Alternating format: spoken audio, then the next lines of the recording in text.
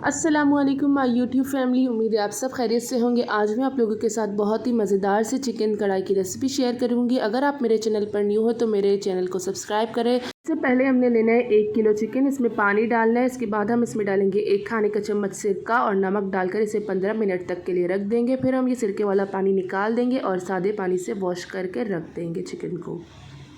हम ब्लेंडर में डालेंगे 3 पाव टमाटर और इसमें थोड़ा सा पानी डालकर एक पेस्ट बना देंगे। इसके बाद हम पैन में डालेंगे तेल और ये टमाटर का पेस्ट डालकर इसे इतनी देर कुक करेंगे जब तक कि इसका पानी अच्छे से खुश्क हो जाए। तो यहाँ पर टमाटरों का पानी पूरा खुश्क हो चुका है। हमारा टोमेटो प्यूरी तैयार है। अब हम इसे ढककर साइड पर रख देंगे। अब हम देगची में डालेंगे तेल और इसमें चिकन डालकर चिकन को अच्छे से फ्राई करेंगे जब तक कि इसका कलर चेंज हो जाए।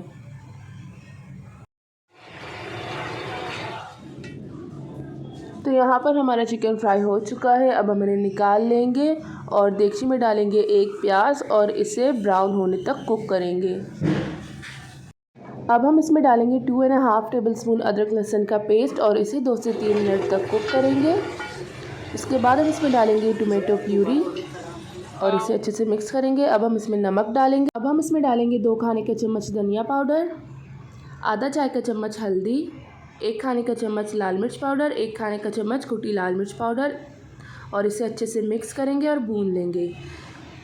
अब हम इसमें डालेंगे फ्राई की हुई चिकन और चिकन डालने के बाद हम इसे दोबारा से अच्छे से मिक्स करेंगे।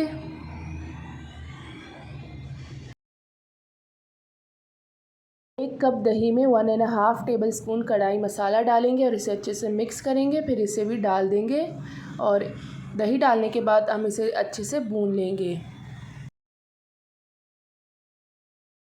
इसमें 5 साबित हरी मिर्चें डाल देंगे और ऊपर से धनिया डालेंगे और हाफ़ टी स्पून काली मिर्च पाउडर डालेंगे और बारीक कटी हुई अदरक डालेंगे और 5 मिनट दम पर रख देंगे।